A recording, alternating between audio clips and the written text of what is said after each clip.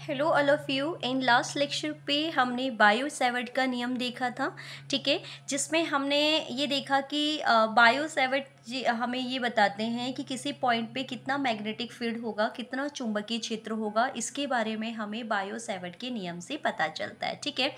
इसको मैंने बहुत अच्छे से आपको एक्सप्लेन किया था कि हम एक कंडक्टिंग वायर लेंगे और वायर में हम आई करंट को फ्लो कराएंगे, आई धारा को फ्लो कराएंगे।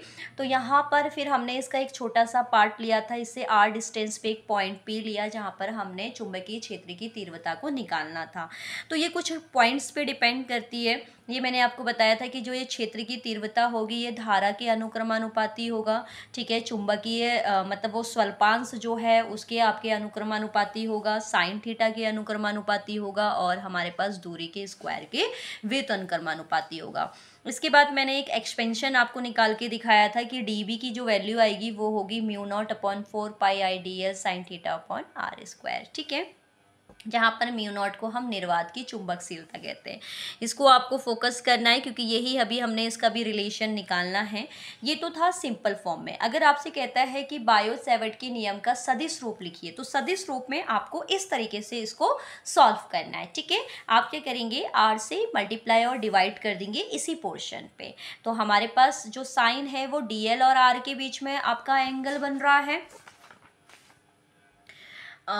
DL और R के बीच का एंगल आपका थीटा है, तो इसलिए मुझे R ऊपर चाहिए, तो इसलिए मैंने क्या किया, R से मल्टीप्लाई और डिवाइड कर दी, जिससे ये R हो गया, ये R³ हो गया। तो DL और R के बीच का एंगल साइन को हम दिखाते हैं क्रॉस से, तो ये हमारे पास आ जाएगा, ठीक है। तो ये तो था हमारे पास लास्ट लेक्चर पे। अब हम बढ़ते हैं इसके पार्ट 3 पे। पार्ट 3 में आपको आपकी स्क्रीन पे हेडिंग दिख रही होगी। हेडिंग है हमारे पास निर्वात की चुंबकशीलता μ0 तथा निर्वात की विद्युतशीलता ε0 के बीच में संबंध। आपने एक रिलेशन निकालना है इन दोनों के बीच में, ठीक है। तो यहाँ पर हम क्या करेंगे, इसको थोड़ा सा देखेंगे। यहाँ पर अब सबसे पहले हम फोकस करेंगे कि हमने μ0 कहाँ पढ़ा था और ε0 कहाँ पढ़ा था। हमने देखो μ0 जो पढ़ा है वो पढ़ा है किसके according, according to Biot Savart law, जो कि लास्ट में मैंने आपको अभी दिखाया भी था कि μ0 जो होता है वो होता है निर्वात की चुंबकशीलता। मतलब मेरा ये μ0 आया कहाँ से है, ये आया है μ0/4π, ये कॉन्स्टेंट यूज़ किया है, नेतांक यूज़ किया है बायो सेवर्ट ने, ठीक है। इसके अलावा अगर मैं इस ε0 की बात करूं, तो अगर आपने फर्स्ट चैप्टर पढ़ा है वैद्युत क्षेत्र वाला, तो वहां पर आपने ε0 को पढ़ा था कूलाम के नेतांक में, ठीक है। तो वही हम दोनों के दो नेतांक को उठाएंगे, बायो सेवर्ट के नेतांक को और कूलाम के नेतांक को, उसको सॉल्व कर देंगे। फाइनली हमारे पास इसका आंसर आ जाएगा, ठीक है। तो हम यहाँ पर लिखेंगे कूलाम के नियम से,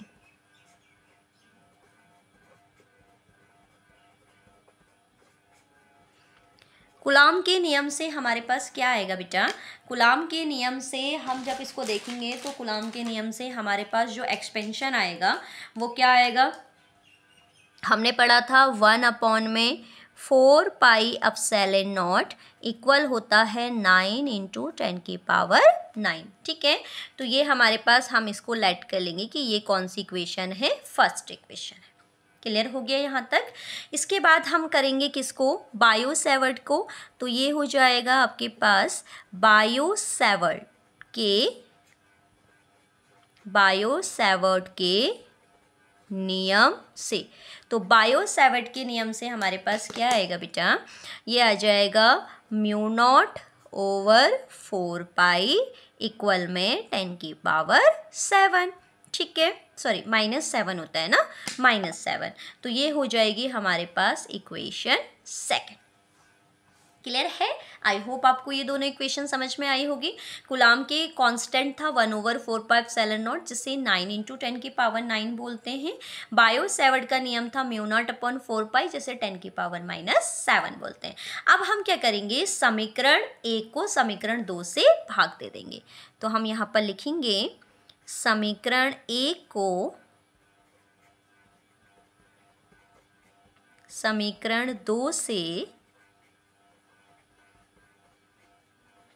भाग करने पर, तो जब समीकरण 1 को समीकरण 2 से आप भाग करोगे तो आपके पास क्या आएगा, हम लिखेंगे यहाँ पर 1/4πε0, लेफ्ट को लेफ्ट के साथ डिवाइड करेंगे, μ0/4π, और ये हो जाएगा 9 × 10⁻⁹ और नीचे आएगा 10⁻⁻7।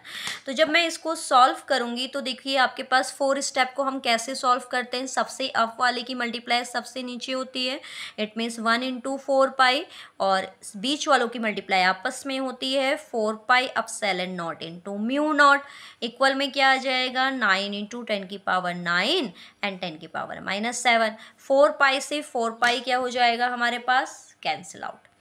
ठीक है, तो अप में बच गया 1, नीचे बच गया μ0 और ε0, इक्वल में क्या आएगा 9 × 10⁻⁹, और 10⁻⁻ अप में जाकर किसका हो जाएगा, प्लस का 7।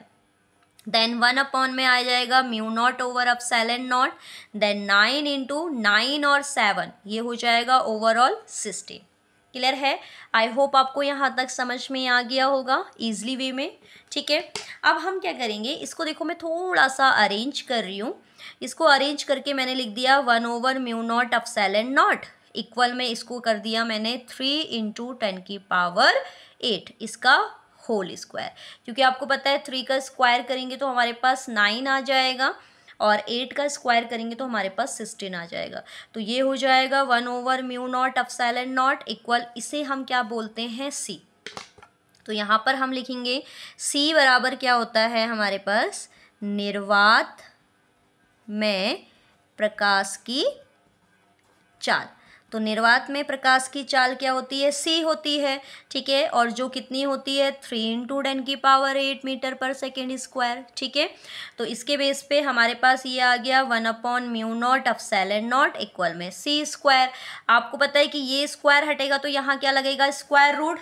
ठीक है, इसको मैं यहीं पे आपका फिनिश कर देती हूँ, यानी कि हमारे पास आया है C² इक्वल में 1/μ0ε0। तो फाइनली आपके पास ये स्क्वायर हटेगा तो यहाँ स्क्वायर रूट लगेगा, तो C = में क्या आ जाएगा, μ0ε0 देन स्क्वायर रूट ऑफ। ठीक, तो यहाँ पर फाइनल हमारे पास इन दोनों के बीच में रिलेशन क्या आ गया, C इक्वल में 1/√μ0ε0। ठीक है, तो आई होप आपको ये प्रूफ समझ में आ गया होगा।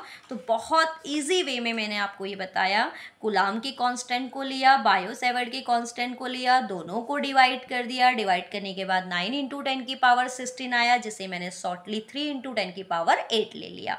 अब इसको हम बोलते हैं C, निर्वात में प्रकाश की चाल, जो कि होती है 3 × 10⁸। तो इसको मैंने रिप्लेस कर दिया C से, इसका स्क्वायर हटा, यहाँ हमने स्क्वायर रूट लगा दिया, तो C की वैल्यू आ गई 1/4πε0। ठीक है, 1/√μ0ε0। ठीक है, तो आई होप आपको ये वाला प्रूफ समझ में आ गया होगा। ठीक है, देन नेक्स्ट लेक्चर पे हम क्या करेंगे, बायो-सेवर्ट से रिलेटेड आपके क्या करेंगे, अनुप्रयोग करेंगे। ठीक है, जो मेरी वीडियोस को प्रॉपर वे में बिना स्किप करे हुए देख रहे हैं बच्चे, ठीक है, उनको आगे आपके पास एक्स्ट्रा कोई आपका लिखने की कोई ज़रूरत नहीं है।